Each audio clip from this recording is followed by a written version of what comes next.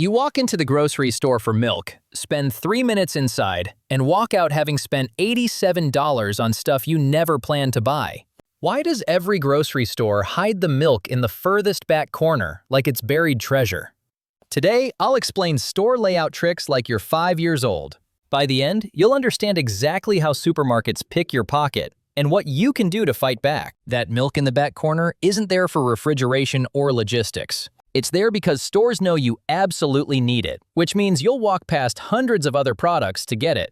This strategy is called increasing dwell time, and it's Retail Psychology 101. Every extra minute you spend wandering those aisles increases your spending by 1 to 2%. The average American makes 1.6 grocery trips per week, which is over 80 trips a year. If each trip runs just 10 minutes longer, you're spending 800 extra minutes a year being marketed to. That's over 13 hours of your life annually spent being psychologically manipulated into buying things. During those minutes, you're grabbing things that weren't on your list. The average family overspends by roughly $100 every month because of these tactics. That's $1,200 leaving your wallet annually without you noticing. Here's the actual playbook stores use to trap you inside. Milk goes in the back right corner, and bread goes in the back left. Eggs are usually back there too, so need all three? You just walked a lap around the entire store on purpose. The layout forces you to traverse maximum distance for basic necessities, exposing you to maximum products. Studies show that shoppers who walk more aisles spend 20 to 30% more than those who beeline for what they need and leave.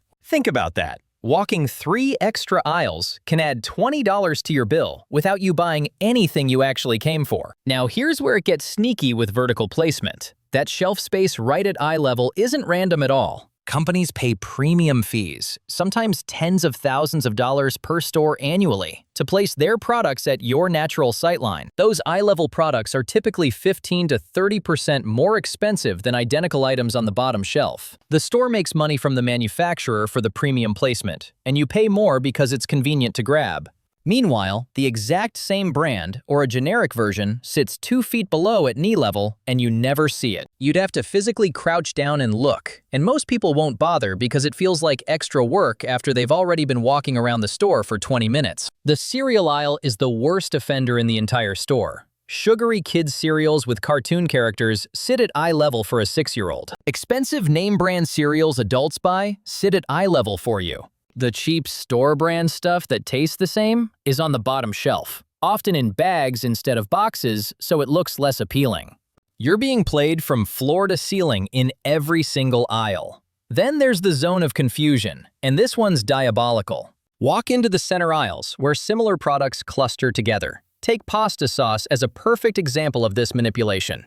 You've got 40 different brands in slightly different size jars, with prices ranging from $1.99 to $8.99. Some are measured in ounces, while others are in milliliters for no reason. Your brain gets overwhelmed trying to compare all these options. You're doing mental math on unit pricing while trying to remember if you like chunky or smooth. Meanwhile, there's a crying baby 2 aisles over, and you've been standing there for 90 seconds. So you give up and grab something that looks familiar or has a label that says premium, because your brain is tired. That's intentional, and stores count on this confusion. Stores know that when you can't easily compare products, you stop trying to find the best value and just buy something. This decision fatigue is real, and retailers have studied it extensively to understand exactly when your brain gives up. And those end caps at the ends of aisles that look like they're screaming sale and special value? Most of the time, those aren't on sale at all and never were. They're paid promotional spots where companies buy visibility. A company pays the store to put their product there because end caps get the most visibility. You turn the corner, see a big display of chips or cookies, and your brain assumes it's a good deal. But check the price, because it's probably not what you think. Half the time it's the same as normal, or it's only 50 cents off, or it's a deal requiring you to buy 4 when you only needed 1. Then you're stuck with 3 extra jars of salsa that'll sit in your pantry for months. Now let's talk about the impulse zone near the checkout. You've made it through the store with your milk, eggs, bread, and probably 6 other things you didn't mean to buy. You're almost free, but then you hit the checkout line. And you're surrounded by candy, magazines, energy drinks, and travel-sized everything. Studies show that impulse purchases near checkout add an average of $5.50 per trip.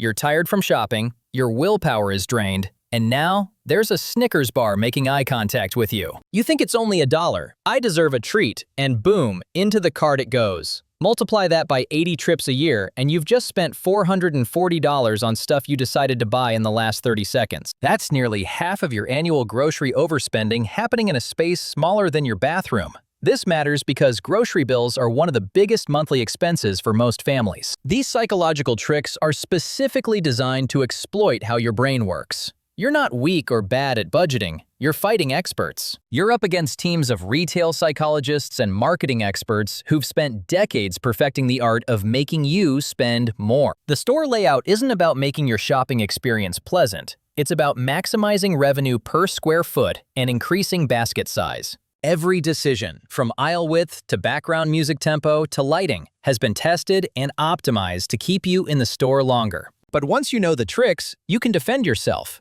Make a list before you go and stick to it like your financial life depends on it. Don't deviate unless it's genuinely something you forgot that you actually need. Shop the perimeter of the store first, because that's where fresh food lives. Produce, meat, dairy, bakery. The center aisles are processed food and markup city. Always check the bottom shelf before grabbing something at eye level. Get comfortable bending down, because that's where the savings hide. Always look at the unit price, not just the package price. That $4.99 box might actually be more expensive per ounce than the $6.99 box right below it. Ignore the end caps unless you are already planning to buy that product. They're paid advertisements, not actual deals on sale. And eat before you shop, because hungry shoppers spend 60% more than full shoppers. Everything looks good when you're starving and your judgment is impaired. That's an extra $30 to $40 per trip just because you skipped lunch. The entire store is designed exactly like a casino. There are no clocks on the walls, so you lose track of time. Bright lights and cheerful music to keep your mood up. All the essentials are hidden in the back, so you wander.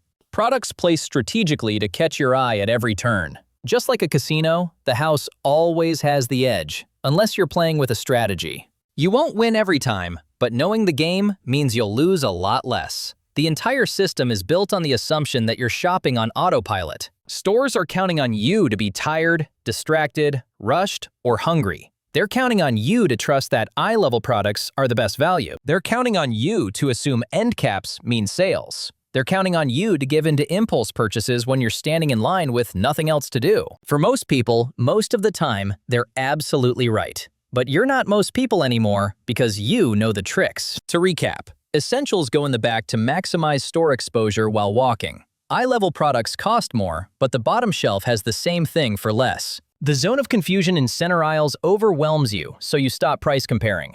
End caps aren't sales, they're paid advertisements. And checkout impulse buys drain an extra $440 a year from your wallet. The average family overspends $1,200 annually because of these tactics. That's money you could be saving, investing, or spending on anything else you actually want. Here's the real question. Now that you know grocery stores are designed to manipulate you, will you keep playing their game? Or will you walk in next time with a strategy that protects your money?